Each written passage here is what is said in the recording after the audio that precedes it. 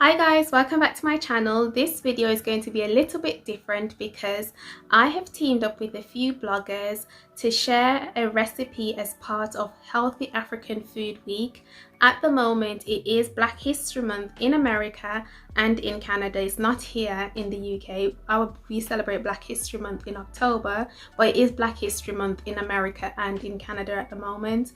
And a blogger started an annual event where they celebrate African healthy food throughout 1 week in Black History Month, and that's this week in this year.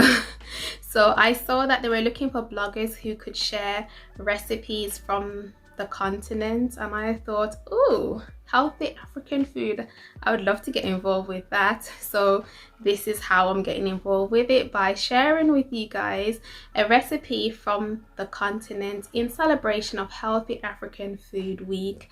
When I heard about this opportunity, I immediately thought, I want to share something from Ghana. So today I'm going to be sharing with you a bean stew from Ghana. In some parts of Ghana, it's known as red. So I'm going to be sharing with you today a bean stew, and I'll also be linking in the description box the details of how to check out what the other bloggers are doing. The rest of the bloggers, they're not plant-based, and I don't think they're gluten-free. I'm not sure. I believe that I might be the only gluten-free and plant-based blogger. Represent.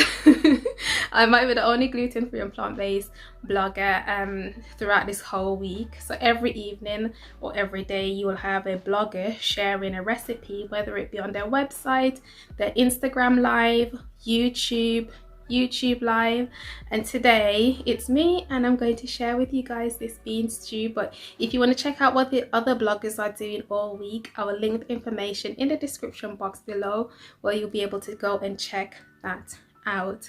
So, before I get started, actually I want to say a big shout out to my friend Joanita for helping me to understand what I needed to do for making this Ghanaian this Ghanaian bean stew. Some of the recipes some of the ingredients are things I'm familiar with anyway, but there is an ingredient that I've never used or worked with before, so that was interesting to go and buy the item and then obviously prepare it for this video. And I'm not going to run away in this video. I'm actually going to stay here and talk to you guys, talk you through the recipe and what I'm doing, and I hope that you enjoy this video. So to get started, I just cut up some onion, garlic, a little bit of green bell pepper. I had some fresh sprigs of thyme, some fresh tomatoes, but also use some passata later on. And those are the vegetables I'm going to have as the base of this dish.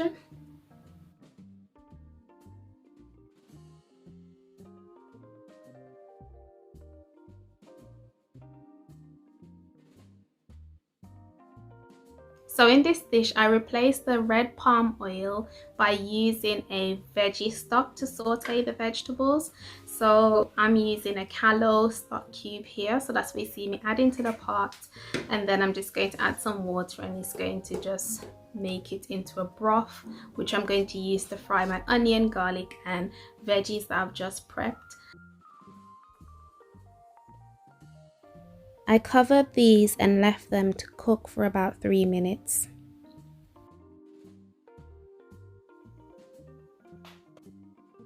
So once my veggies were sauteed, I went in and added the rest of the ingredients. So I added in a bit of turmeric, cumin, Himalayan salt, cayenne pepper, my cooked black-eyed beans, bit of passata and water, and I mixed that all together and then left it to cook for 25 minutes.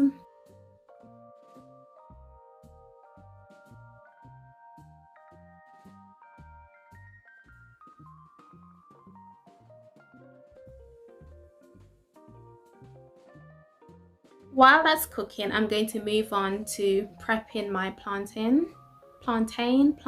whichever makes you sleep better at night, say that one. So I'm going to prep the plantain by just slicing them up and just popping them under a grill. Once it's brown on one side, I'm going to flip it over and brown it on the other side.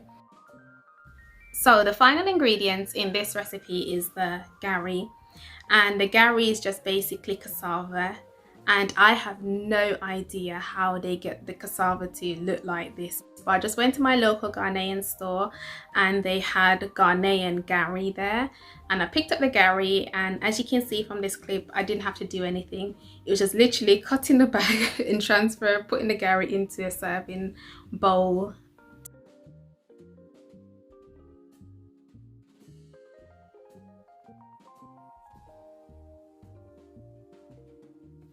After 25 minutes, the stew still had quite a bit of gravy on it, so I did leave it on cover for about 2 to 5 minutes just to reduce the amount of sauce in the stew.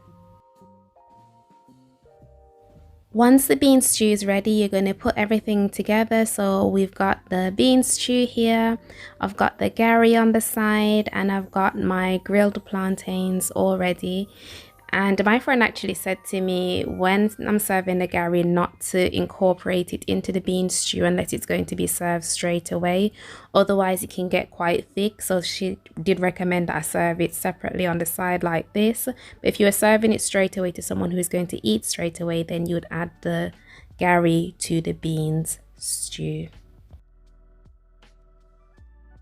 I will definitely be making this again, but the one thing I've learned from this experience is that not to allow the beans to dry out, because I want the gravy to help to moisten and soften the gari. The gari isn't super hard, but it's nice to have the gravy to make it softer when you're eating it. So if you're making this at home and you saw me saying to leave the beans to dry out, no, we're not going to leave the beans to dry out next time. We're going to leave a bit more gravy in the gari, in the bean stew, so that the gari can have something to absorb in. So that's one lesson I've learned from this experience about the beans. When I'm making the beans, to do that differently next time. I'll definitely be making Ghanaian red again in the future. If you enjoyed this video, you've made it this far, do remember to hit the like button and the subscribe button as well. If you're Ghanaian and you've got some tips for me, let me know in the comment section below about what I could have done differently, or just tips for the next time I make this. Yeah, Ghanaian red oil-free as part of as part of African Health Food Week. I hope you guys have enjoyed this video. Thank you for sticking around, and I will see you in my next one. Bye.